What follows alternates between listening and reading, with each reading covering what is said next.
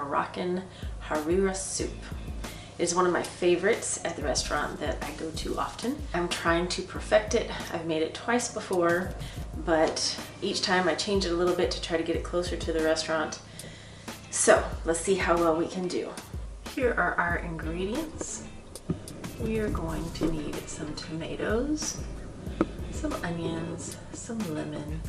I've got some tomato sauce and tomato paste just in case, because sometimes the actual tomatoes from a store do not taste tomatoey enough.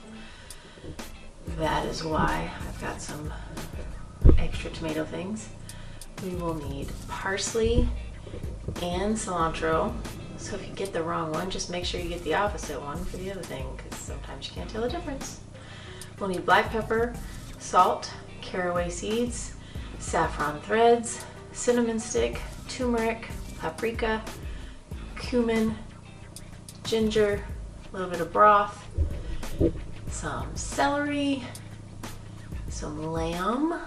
That's optional. If you don't want to make it with meat, you don't have to. There's garbanzo beans, lentil beans, and lima beans. That should be everything we need. First of all, you will have rinsed and soaked your garbanzo beans and your lima beans. These guys have been soaking all night long, and it is recommended to do them at least 8 hours.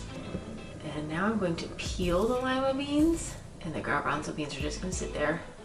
This is the kind of pot, or a deep stew pot will work just fine for what we're about to do. This is 2 onions chopped up. This Pampered Chef gadget is your best friend. This recipe does not call for garlic, but I like to add garlic to almost everything. So I'm just having 1 clove. I'm gonna chop them up, throw them in with the onions.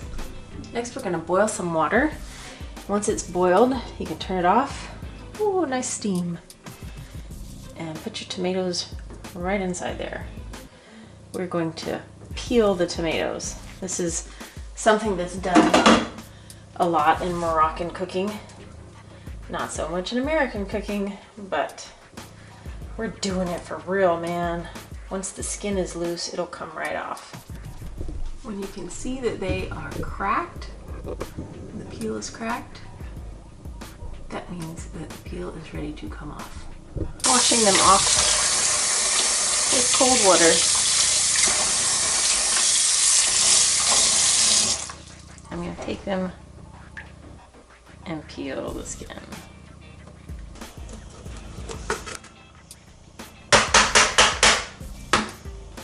That is 1 stalk of celery. So you will need to actually chop the parsley. This is a whole bunch of parsley, minus the stemmy parts. And then we're gonna shove it inside the pot. So you have your onions, your celery, your garlic, your parsley, and your lamb inside here. The lima beans are finally ready to peel. I've got this right here so that they don't go down the garbage disposal. That'd be a lot of peel down the garbage disposal. If your skin is sticking to your beans at all, just boil them for a while. It'll come right off after a little bit. So this is a tedious part. Again, if you have kids, make them help. Okay, now I have the lima beans, the garbanzo beans, which I did a whole package of, which was 1 pound. And then the little green lentils, only a tablespoonful, and a teaspoon of salt. While this is starting, and you do not have to add the broth right at the first, because all those onions that are down at the bottom are going to be getting glassy, and they don't really need any water yet. But as soon as the onions are glassy, you do need water, so don't wait too long. I'm going to add all of my spices. I need a teaspoon of each.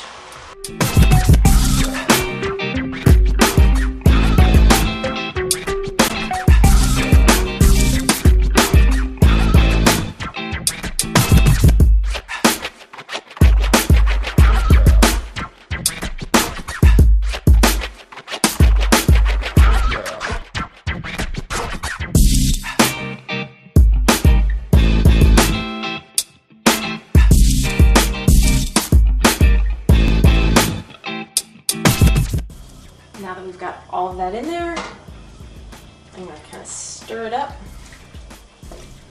Make sure everything gets everywhere. The cinnamon stick gets down into some water. Flip the lamb a little bit. And you want to cover this with a liquid. So if you don't have enough broth, just cover it with some water.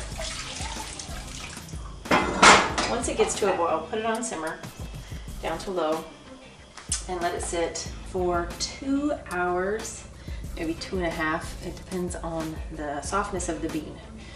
And we'll come back and see what happens. As this is simmering, I want to point out the tomatoes are not in there, nor is the cilantro. And even the caraway, you might put some more at the end for flavor. So just FYI, tomato, cilantro, not in there yet.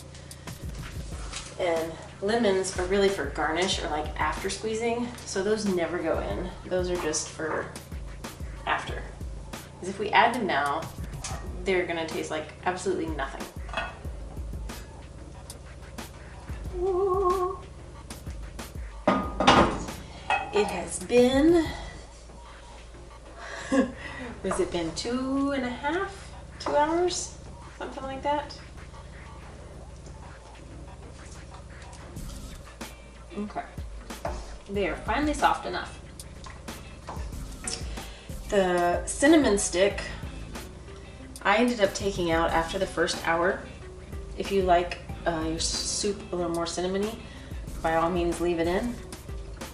But I don't like to overpower things with cinnamon. Maybe it's because my family isn't huge on cinnamon, except for in sweet things. I really like cinnamon, but it's not my absolute favorite flavor.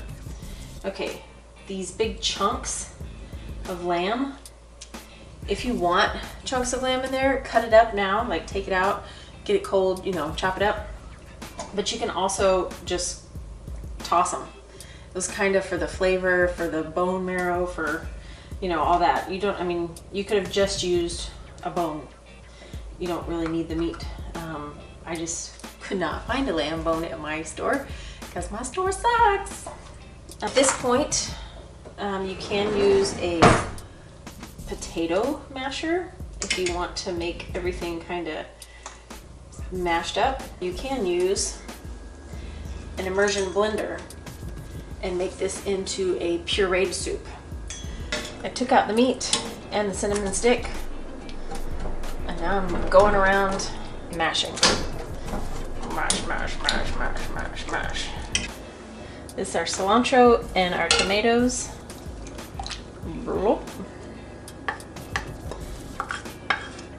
My burner is still on low right now. You want to get rid of all the big chunks of tomato. So if you see a big chunk, take them under there and, oh, splash some more. And pulverize them.